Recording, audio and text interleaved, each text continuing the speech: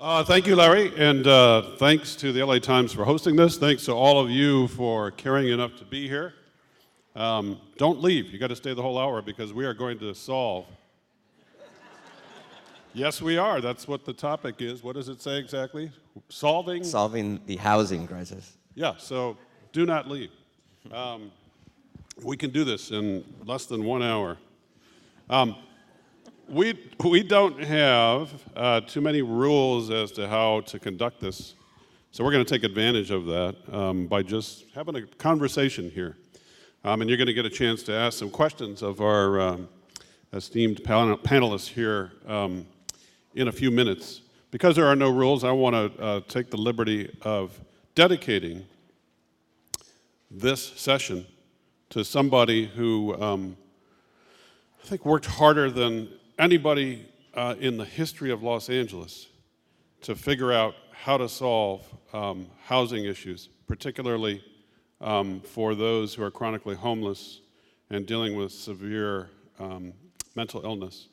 Molly Lowry passed away a month ago. She was tireless. She worked at Ocean Park Community Center. She later founded Lamp Community. On Skid Row, she ended up later at Housing Works in Hollywood, and she found it unacceptable that so many people are without homes. And she understood the complexities. In fact, she was sought out by policymakers, by politicians, by members of other nonprofits to try to come to grips with this. And even up to her last days, and I mean literally her last days, while she knew the end was near, she was talking to me about the policy things that we had to do. And she said, you know, it can be very complicated, but it's also kind of simple.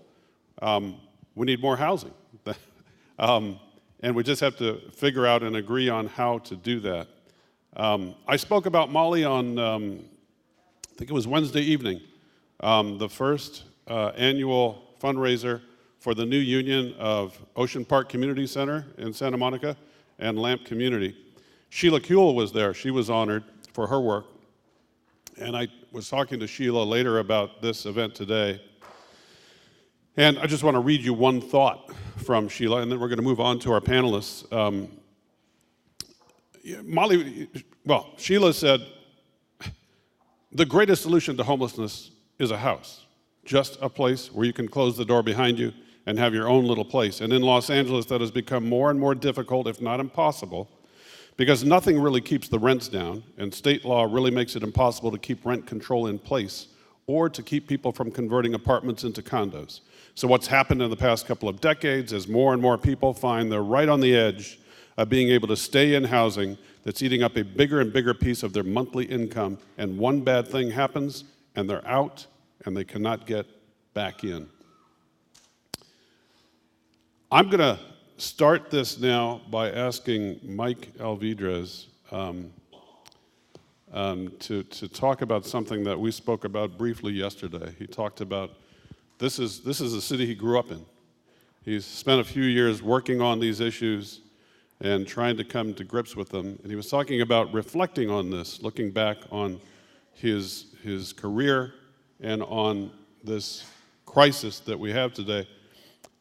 Mike, could you talk to me about how you see this, having devoted so many years to this challenge of helping people who either don't have enough affordable housing or don't have supportable housing? Yeah, I thought that was a private conversation, Steve, but okay. It's always dangerous when you have to reflect, the next day on what you said the day before. But Steve is right. We chatted about this yesterday. I mentioned to him that I grew up in Los Angeles, and I think I said I'd probably die in Los Angeles too. So I'm a native, and I grew up sort of come to that awareness phase as a young child in the 50s and 60s. And at that time, Los Angeles just had this feeling of positivity and the promise of the future and the potential that we had. Kennedy was elected president. I think when I was in middle school, and it was all about the future and how we can improve the city and so forth, and I guess I grew up with that frame. One of the things that's troubled me about homelessness, and the reason that I've worked on it for so many years, is because I don't think that's a reflection of who we really are as a city, as a people, as a region. I think we're better than that, actually.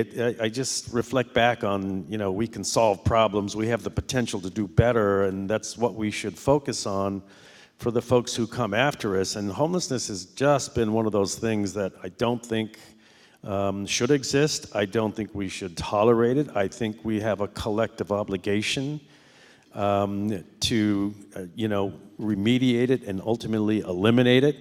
And then that's just part of growing up with that citizenship perspective. I think that's how I was framed as a young kid, and just kept those values into my professional life. So I think it's shameful that we allow thousands and thousands and thousands of people to live on our streets and under freeway overpasses and in tents.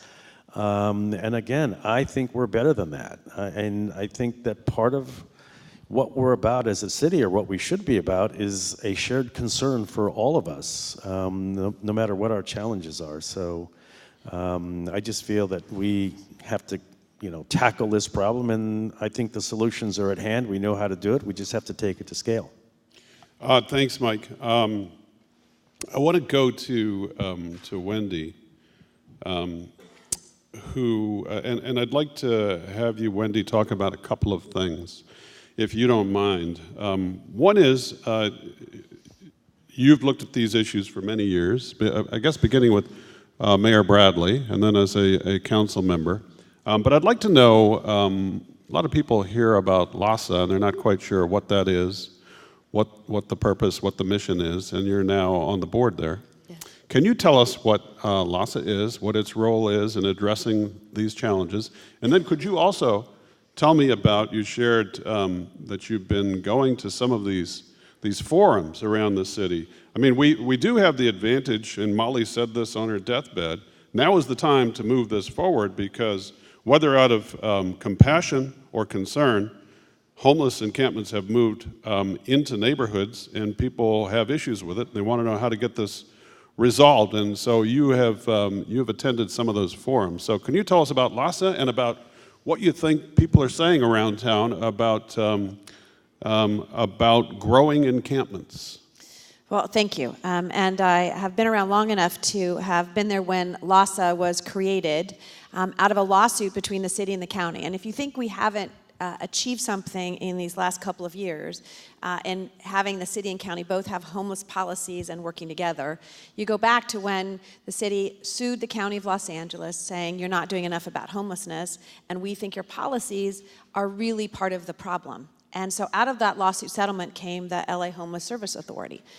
And the idea was that it was going to be a coordinating agency to bring the city and the county together to solve homelessness, housing issues, economic development issues, mental health issues, all of those things together. And I have to say, over the years, it didn't live up to what we had thought it was going to be. And in fact, when I was a city council member, I contemplated not only changing its governance structure, but figuring out a way to make it a much more productive entity. I will say in the last few years that they in fact have stepped up to the plate to not only be the conduit for all of the federal money that comes into the city and county of Los Angeles through HUD and some others. They go through the LA Homeless Service Authority and out to the nonprofits.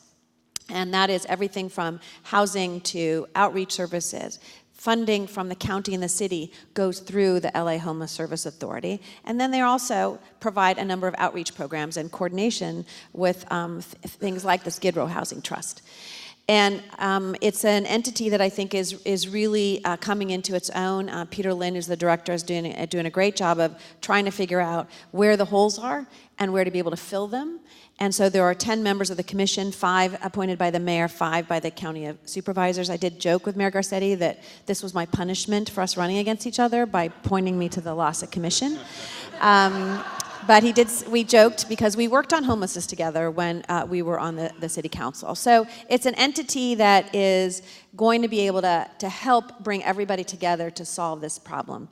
And part of that, as the new chair of the LAHSA Commission, going out to these public hearings and hearing what people have to say. And as I shared with Steve, hundreds of people are showing up at these forums. And not necessarily because they believe that they have the solution and they want to do something. It's more about what they don't want. That they most recognize there's a homeless problem, but they don't want it in their neighborhood. And Molly, who really was my mentor during my time in Tom Bradley's office, when she was at LAMP, we were creating the LAMP Village, which is there on Skid Row.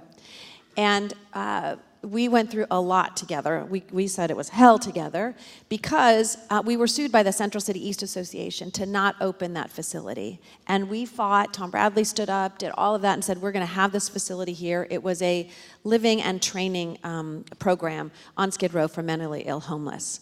And I will tell you, one of the biggest opponents at the time, I won't tell you his name, but one of the biggest opponents came to me later. He owned a business down there and said, Wendy, you were right and we were wrong. Building that facility actually took people off the street and gave them those services. It didn't increase the number of homeless that were coming to that neighborhood. In fact, it helped us. That story needs to be told to various communities that are now in an uproar, concerned about homelessness because it's in their own neighborhoods. It's not just Skid Row. And, we continue to need those fighters that are going to say, like I think Mike Bonin has really tried to figure out ways in his community to be able to deal with homelessness. Thank you, Tanya. I'm holding in my hands here editorial from what day was it? Yes on Proposition HHH. I'm sure you all read this. You all have your subscriptions, right? Current. The doors will be locked after this if you don't provide proof of your current subscription. You're staying in here through the weekend. Tanya, I don't know if you saw this, but you did talk about how, yes, Proposition HHH would raise a great deal of money. Although when you look at the breakdown, it's, what was it, $10 per 100,000 assessed valuation. So if you have a $500,000 house, that's $50 a year. If you have a $1 million house, that's $100 a year. And so the question will be, if you've got a $1 million house and you've got homeless encampments in your neighborhood, would you be willing to pay $100 to address the needs of those who are out there on your curb? Much of this would go to, when we talk about housing, there are all different kinds of housing. There's housing, we're talking about, usually when you're talking about those who are chronically homeless and have either or severe mental illness and addiction, we're talking often about some form of supportive housing because you need not just a roof over your head, but some help to rebuild your life.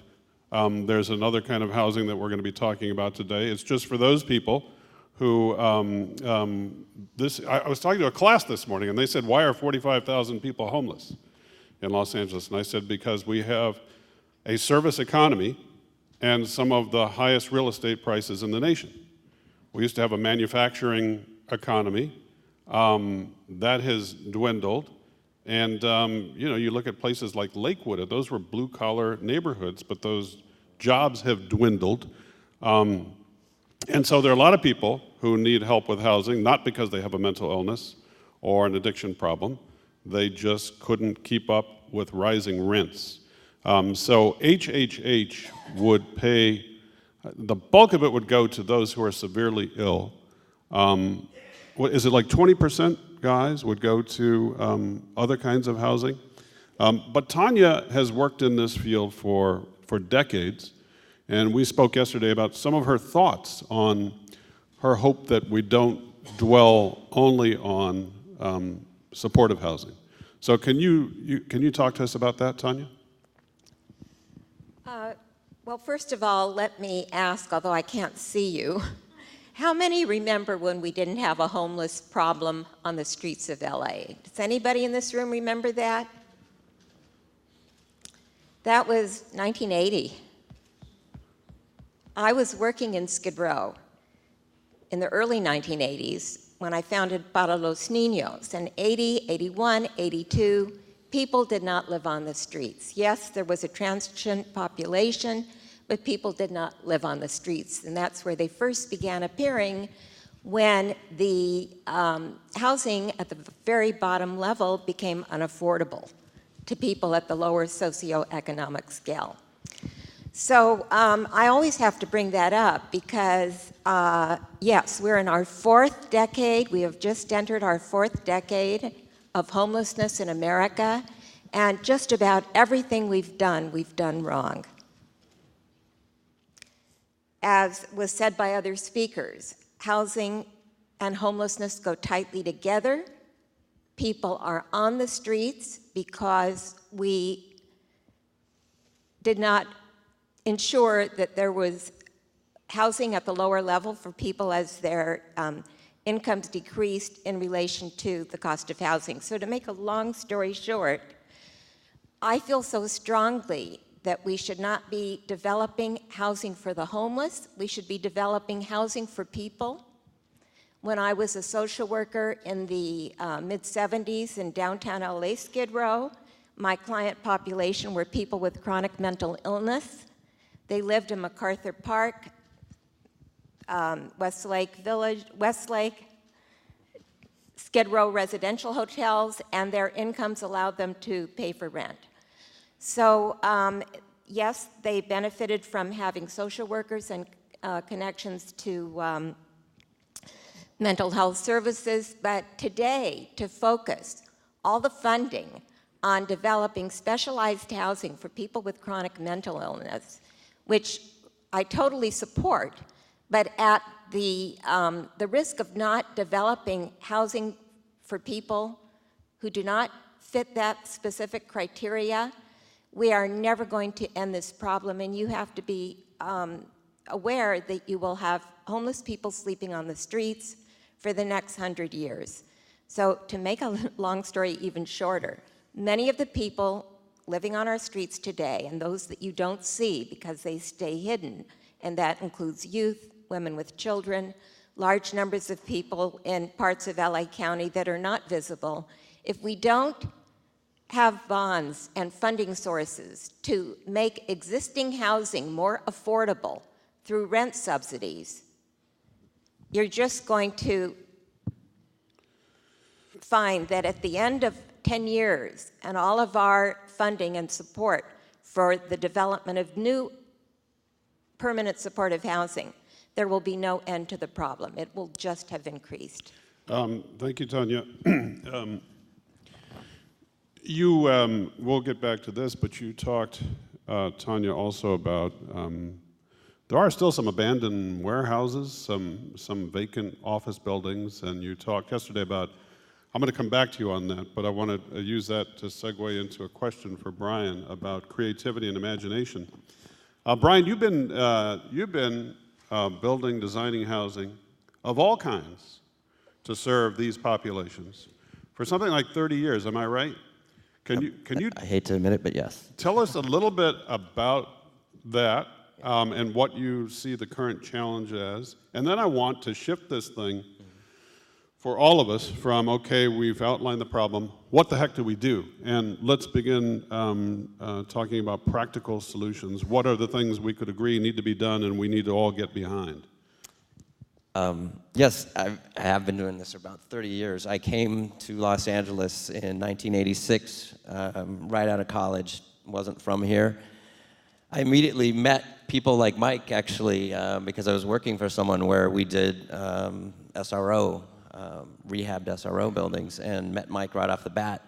One of the first projects I completed was when Wendy was with Mayor Bradley, and I remember thinking in 1986 when I got here, being taken down to Skid Row, and I was surprised. I wasn't from here. I hadn't seen things like this, but I remember thinking, oh, this is a problem that, you know, the city, someone will take care of it. They'll get their heads around it, and it'll probably be over in 4 or 5 years, you know. That's what I thought right out of school.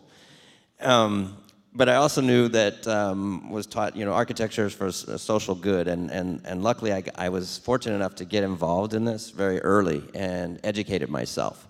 And I think when I think about the issues we're talking about here today, that it's a very broad and diverse issue with a equally diverse set of potential solutions. And part of that, going forward, seems that we need to get to the younger population very early. We need to educate more people that are high school, that level, to kind of bring people along so that they start to understand all the issues of not only homelessness, housing, but housing for the region and all the different types of housing that we need to be a prosperous city. So that said, I've been able to work on all of those things, from permanent supportive housing to market rate buildings. And there is quite a tool set out there. And the city has tried over the years, and they have currently a number of things that are on the table. That one of them is the accessory dwelling unit, which potentially could, granny flats, they also call them, or any ways for people to kind of get a little income in and house someone that's a young person coming to town or something like that. There's also an ordinance that was created about 7 or 8 years ago called the small lot subdivision, which its original intent was to create single-family dwellings in a tighter community on very small lots. And there are some really successful examples of that in the city, and there are also some examples that are not so great. So coming back to the architecture part of it, I think one of the best things we can do is, when we create these examples and these good solutions, is we got to get them out there in front of people to show how they can benefit communities and how they really are good things to get behind, whether it's permanent supportive housing or even market rate projects that have inclusionary units in them.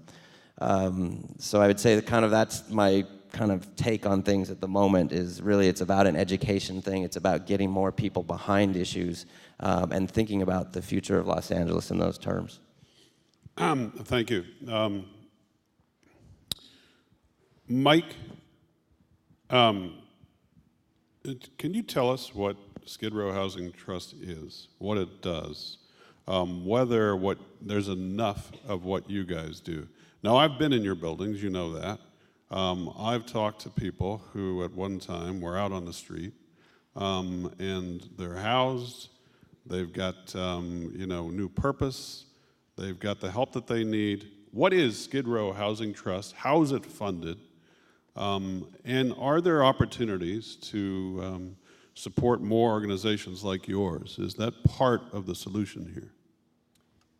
Well, yes, so Skid Row Housing Trust is a nonprofit. It was created back in 1989 for the purpose of preserving and renovating and improving the existing stock of single-room occupancy hotels, SRO hotels, many of which were located in downtown for a whole variety of reasons. But one of the problems that existed was that due to a whole variety of factors, many of those old SRO hotel buildings were torn down, either because of the seismic ordinance and unintended consequences, where owners couldn't afford. And by the way, most of these buildings were built between the 1900s and 1920s.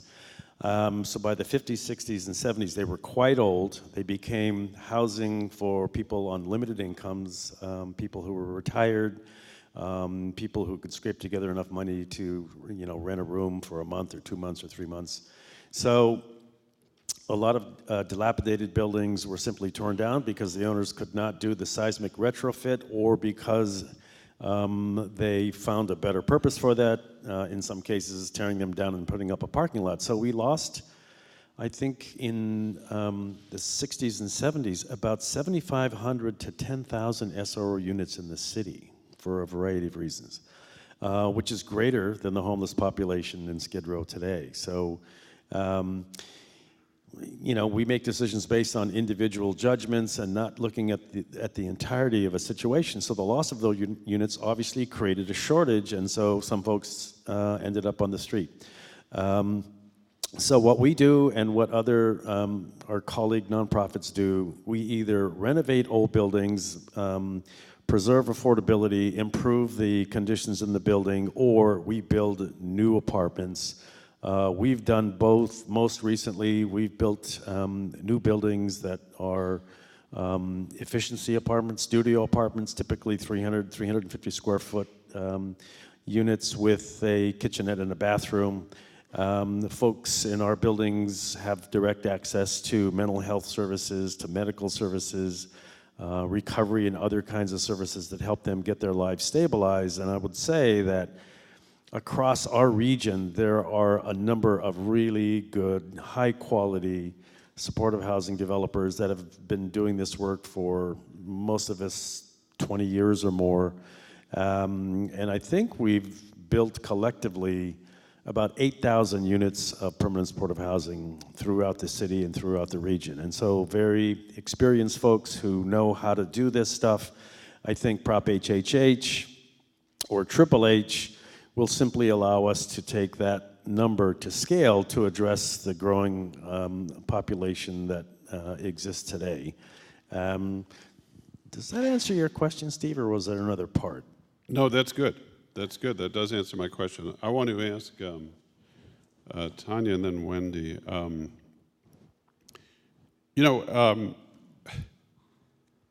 These plans to end homelessness, you always want to applaud. But it seems to me there's this idea when they're proposed, okay, we have 45,000 people homeless right now. All we got to do is get 45,000 people indoors. And I always say to people, there's another 45,000 right behind them. And so prevention is one of the things that I think this panel needs to address. And I think I'm going to maybe go to Wendy in a minute on that. But first I wanted to ask Tanya about, this is a form of prevention.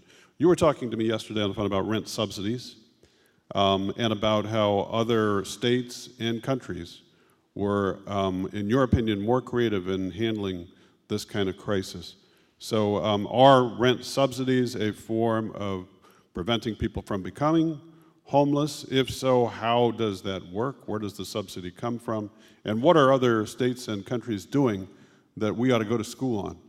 Well, I want to go back for a second to Triple H and the development of permanent supportive housing, which is a first step to begin getting people off the streets who shouldn't have been there in the first place if we had been a civil society that got together early on when we first saw this happen. I know, I'm going to answer the question.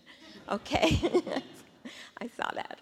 I have to go back to it because I want everyone to know that I'm totally in support of that and all development of permanent supportive housing, housing for people who can't live well independently in the community. But I think it needs to be made very clear that we cannot build ourselves out of this. We cannot, even with that fund, build enough housing that's affordable to people at the lower economic scale to get them off the streets and to begin to prevent homelessness. So a great number of the people you see sleeping on the streets in these tent cities that are spreading out around the city will not qualify for that housing because they are not chronically homeless. They do not fit that criteria. And they're being very, very specific about targeting different housing for different people. But I can tell you, working with the International Human Right to Housing movement, that housing is a basic human right, which means housing choice, which means you should be on the streets or at imminent risk of homelessness and be able to choose where you go to live and how you live, to make it simple, and that's simplifying it. So what I think we need to be looking at, and the reason Steve brought up the issue of rent subsidies, is we need 1 in 4 people who are eligible for rent subsidies in this country get them. What many communities have done over the past 3 decades of homelessness is create new types of funding from other money that's wasted or goes down the deep, dark pit in communities without any impact on the streets. And they're targeting that towards making existing housing more affordable. Services can always come to people. The federal government funds services of all types for children, families, youth, and the elderly, and people with mental illness and addiction. And so in addition to these beautiful projects, and I created a community of friends, which was the first permanent supportive housing agency in this county, and I think in the country. It's one of the colleagues agencies that are building permanent supportive housing, but because I have been a developer, I know very well that we need to get people who are homeless into housing now. We cannot wait and think we're going to build ourselves out of this. And that's how you do prevention. You prevent homelessness by ensuring that people have access to housing at rents they can afford. And the reason this is such a big issue now is because it began to seep into the middle class during the foreclosure crisis. 20% of foreclosures, by the way, were on affordable rental housing. So we're all in this together, and we should all be addressing this issue together. We cannot rely on the government and business and HUD to solve the problem. They're a piece of the solution. But the innovation in how you create housing without traditional construction is what I want to see the architects doing. San Francisco implemented tiny apartments. Don't you think it's better to be in a tiny apartment than a tent? Let's, well, you know what, Wendy, I'll get right back to you, but let's go to the architect has been invited into this conversation. Yeah. What is architecture for social good, and how do you respond to what Tanya has said, Brian? Well, I think from one thing that Tanya mentioned that is very much on our mind when we're creating housing, we're always looking for, each project is a chance to kind of bring something forward, to try to try new things, solve problems and things. This could be very on a big scale or a very small one. So on a very small one, I'll give you one that's been on my radar for so many years, is that, and I think I mentioned this at another panel that we did, is that it's pretty amazing to me when you look at the 350 square foot unit, how much of that unit is dedicated to the bathroom, which is a huge thing. And the reason the bathroom is large is because the ADA requires it to be so, to get the turning radiuses and all that in there. And I kind of feel like if I can squeeze the efficiency down of something, if I can find a way to kind of make those things work a little tighter, that in a 100-unit project, I might be able to get 10 more units in because I squeezed the square footage down just enough to make it work. But at the same time, I got to have a very livable unit. I got to have something that has good light and air, that has places for your personal belongings that you can have. They're generally one room, so you're sleeping and living all in there. So like really working at the unit level for us is a very innovative type of thing. And that carries back to the cost at which you then do these things. Obviously, if you've made a smaller unit, that one unit is smaller, it costs less to build. But the next level of it is to take it into an area that's been tried a little bit, which is prefab, which hasn't been so far as fruitful in Los Angeles. And we have not done a prefab, so I'm not the best person to speak about it. But I do know, having tried to do innovative things, sometimes we run up against a lot of resistance. And it's not because someone wants to be difficult with an innovative architect that we're coming in and saying, oh, well, it's been done this way all the time, but now we want to try this. And this is like something they've never seen before. And all of a sudden, you're in this really long, lengthy loop trying to get innovation done. And so I think that this kind of goes back to the education thing a little bit, is that from the top down, from our mayor filtering all the way down to the planning department, the building department and everything, once that mandate is there and that they expect that we're going to come along with innovation and that the city families or the jurisdictions that we work with are there to support us in that effort, the architects will be more successful and keep a little more hair. Thank you. Wendy, on the prevention side, and it's not that we do nothing, but what do we need to do more of? What do we need to do differently? How big a piece of it is creating an economy that makes more people able to afford more housing? How do you deal with the prevention side? Well, there's no magic bullet. I think as we've talked about it, we're not going to solve it tomorrow, but there's several levels to that, and the prevention side being one of them. First and foremost, it is about jobs, creation of jobs and good paying jobs. Minimum wage, Los Angeles and the state have been one of the leaders in doing that. The challenges in Los Angeles particularly is the vacancy rate that we have, which is only a little over a 2% vacancy, which means there's not enough housing out there for people, even if they had a voucher. So for example, in the veterans population, I've heard numbers around 1,200 who actually got vouchers as subsidy to go into a place where they could rent, and they can't find a place to rent.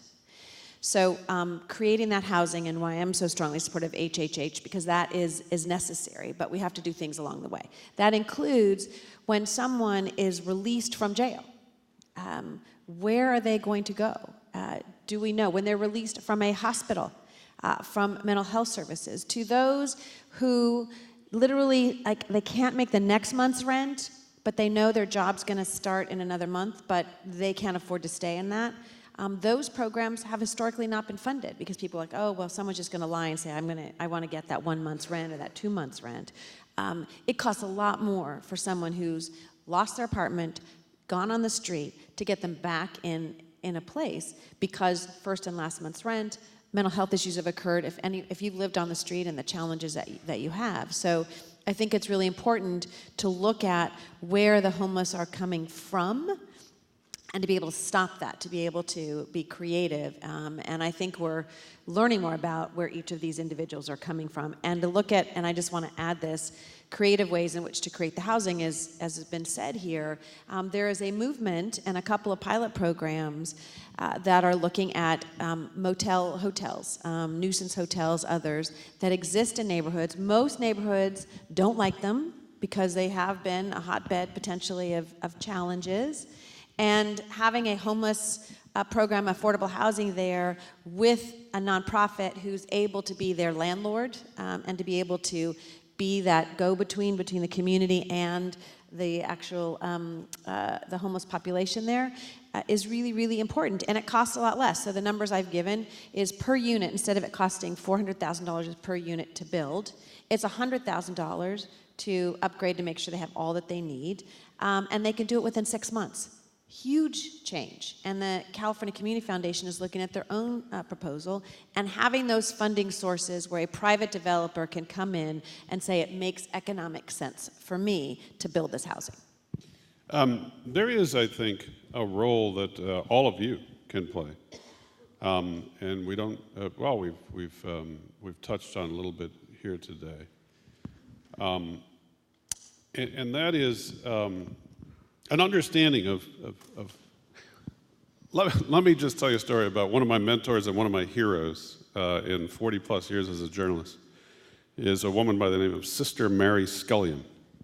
She was with the Sisters of Mercy in Philadelphia.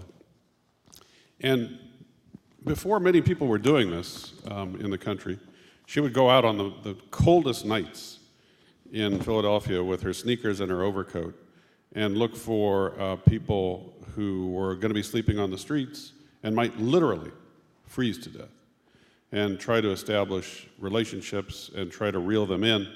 She used an abandoned Catholic school and created the beginning of what became an empire. And what she's accomplished is truly amazing. And Sister Mary will call me excitedly about new developments, and one of the recent ones was, Steve, we've got, you remember that great big apartment building on Rittenhouse Square? We got it. We bought it. And I said, Mary, how the hell do you do this stuff? How did you buy a giant apartment building in, one of the most high-rent districts in Philadelphia? Well, we went to our friends, Steve. We went to, we went to Comcast and told them that we believe that they really want to do the right thing and they really want to make a difference. And they really don't want to hear me at a press conference saying that we need to redistribute the wealth from those who are doing so remarkably well. And we bought it, Steve. And I said, Mary, you're going to get some opposition. She said, oh, we're already getting it. She said, people are saying, what the heck are you doing putting this in our neighborhood? We've got people sleeping on our doorsteps. And Mary would say, yes, that's why we're here. I think all of us need to have this attitude in mind, I don't think too many people would raise their hand and say, yes, yes, bring it here. But when one is proposed for a neighborhood, we need to have open minds about what that means for people who are struggling, who are not really strangers. They're, in many cases, they're friends, they're relatives. And so we need to get behind supporting that kind of thing. And one thing that I've tried to do in the 11 years that I've been writing about homelessness, mental illness, is take this story beyond policy stuff, because people's eyes tend to glaze over, and tell human stories. And so when I realized I had a guy to write about that people cared about, this was a human drama and a challenge to try to get help for him, people seem to be more engaged. And I know that all of you up on this stage have stories about people whose lives have been reclaimed. I think that we in the media have an obligation to tell more of those stories, to ease people's fears, to share the Sister Mary attitude about all of that. And I wonder if anybody on stage would like to share a human story, somebody whose life you've seen transformed. I know many of you have seen lots of them transformed, but this is a story about people. So let's break from policy for just a second and focus on who we're really talking about. Tanya? Did anyone ever tell you I don't follow directions? They should have. I'm going to give you a congregant story. In 1988, I had developed 2 family shelters in LA, the first 2 family shelters, Gramercy Place and Cherno House that became Chavez House. Other people were developing family shelters. Families with children were out on the streets too, they just were not as visible. At the end of 2 to 3 years, many families were still homeless, even though they had gone into every shelter and transitional housing program in LA County. We often saw families that were still exactly as they were 2 years earlier because they couldn't get into permanent affordable housing. So I decided to stop all my other work and created Beyond Shelter, and I tell you this because it introduced an innovation at the field at the time called Housing First, family housing first. And I began taking families out of the shelter system in transitional housing and helping them get rent in residential neighborhoods, get housing, rental housing in residential neighborhoods at rents they could afford, after I was told I couldn't do that because there was no affordable housing. At the end of 23 years, when I finally left, we had moved 6,000, primarily single mothers with children, into housing in residential neighborhoods throughout LA County. By our 3rd month in 1989, when we opened our doors, mothers in the shelters were calling the social worker and telling them which neighborhood they wanted to live in because a former shelter resident had moved into that neighborhood and it had good schools. Most of these families, once they were in housing at rents they could afford, shot through the roof, got off welfare, many of them jobs, were able to raise their children in an environment that meant their children wouldn't also be generationally homeless. So I'm going to end the story there. That's my story. 6,000 women. And it is now the model in the Hearth Act, the new funding. You cannot do homeless programs in this country without a housing first approach. If you're homeless, you need housing. Thank you, Tanya. I see Mike raising his mic. Yeah, we see people who have had the opportunity to change their lives by getting into housing and getting the support services they need to stabilize their lives. And when they do, they become amazing advocates. So we've got residents who have, we take to Sacramento for lobbying on housing and homeless issues. We take them to conferences in DC and we go over to the Hill, and these folks are so articulate and so brave to tell their own story, often about the most desperate periods in their own lives. And they talk to congresspeople and senators, and they just share the human element of before and after. The before, when they were lost out on the streets, and the after, when they've gotten their lives together. And their stories are amazing, and they are awe-inspiring, and it is what motivates us. And you know, many of these folks have changed their lives in a way that is truly remarkable. And we employ folks who were formerly homeless. They've gotten their lives together. They become advocates, and they now help people who are homeless make that transition into supportive housing. It's a buddy system. They're trusted because they have that lived experience. And when you see that transformative change in their lives, I'm telling you, it is truly awe-inspiring. And again, it's what motivates us to do more, because we see the tremendous human value that it has when those lives are changed in such a dramatic way. So many stories, many. Thanks. We have just like 3 minutes before we open this to questions from the audience. So Wendy, Brian, do you have either a personal success story or a last comment to make? Well, I'll just tell about a story of a family that was at LA Family Housing. A woman whose husband left her alone with 3 kids after she started to go blind and couldn't deal with it. And the fact was that these kids were homeless. One young woman talked about her feeling of committing suicide and what they were going through, and that face of individuals, because this family was able to get housing, and to see the looks on their face and that literally the sobbing that they had when they found their own place and they had a key to their own place was truly, to me, quite not only emotional but heart-wrenching. And I think, Steve, just to end with this, that I want to say your articles several years ago, which described Nathaniel, were ones that everyone held on to, and was, I think, a catalyst on trying to address the issue of homelessness, because you put a face on it. And we can go through the history, and we've been around a long time. In 1984, the first homeless count, when I worked for Henry Cisneros and Andrew Cuomo at HUD, when the homeless person died across the street in the front of Department of Transportation, right across from HUD. There are moments in time where actions and people speaking up, and a lot of times the media, that are a catalyst for making change.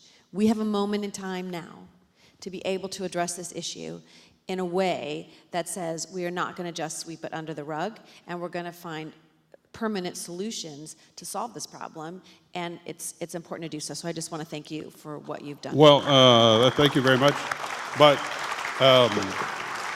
I cannot, I can't let Nathaniel himself not be considered for thanks, because he opened himself to me and was willing to share his story. And by the way, to give you an update, Nathaniel went from I don't know how many decades of homelessness to supportive housing. Didn't quite work out, went to a different supportive housing organization, and ended up in his own apartment, independent living. I've had the great joy and privilege in the time I've been doing this of seeing people go from sprawled on the street at night to some kind of a supportive environment, whether it's a shelter or it's supportive housing, and then transitional, and then independent living. It works. We know what to do. That's one of the frustrating things about this. We do know what works. He had a bit of a setback. He's been for the last 2.5 years in and out of mental health rehab centers and board and cares, but he's in some ways doing well. I visit him weekly. Yesterday was my most recent visit, and I am trying my best, my absolute best, to teach him how to use an iPhone.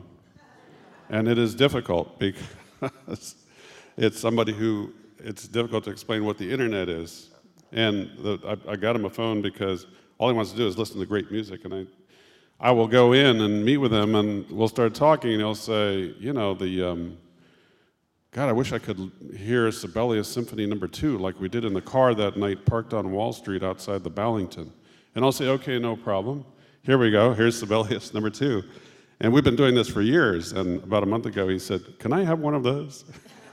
I said, "You absolutely can, but we're having trouble getting him to navigate it. I'm still working on that, but he's doing well, and thank you for bringing that up, Wendy. I appreciate it. Brian, you had, I think, some thoughts, and then we're going to let folks ask some questions. Yeah, I'll give a quick one, and it won't, not about an individual, but about, it told to me what the power of a building and good architecture can bring to a community. I was fortunate to go to one of our projects on Monday to give a tour to some people from Greenbuild who are out here for the conference this week. But I talked to the guy who's managing the building, Alex, and I said, "Alex, building looks great. It's been in place 4 years. You're not getting graffiti. People seem to really have adopted this thing." And he just went off at that point. He says, "You would not believe how well received we are in this community. We are housing people with mental illness. We have all kinds of population here, but we are the pillar of the community. We have brought back the community." And that is both the power of the building itself, I hope, and the people that run it day to day, that Mike employs and all those folks. So when you put those two things together, they're very, very powerful. The last thing I wanted to kind of put out there before because we're talking about housing, not just homelessness. One thing that I was mentioning to Wendy is that, and I think Chris Hawthorne's been getting to this a little bit, is that LA has always been characterized as a city of neighborhoods. And to me, when I always heard that term, I thought of kind of underlying its single-family neighborhoods, because a lot of times those are the ones that are driving a lot of these things that happen. But we're at this kind of transitional point, and it is a very crucial one about our future. We have to redefine what a neighborhood is. And I don't think that while we are always going to have a very strong single-family neighborhood, I think our other definition of neighborhoods, which we are talking about a little bit here today, is going to be the one that defines how we solve this problem going forward. Thank you. Well, just as I said, I think we've almost solved the challenge. We want to thank all of you for being here for this. I want to thank Mike, Tanya, Wendy, Brian, and very much appreciate your attendance.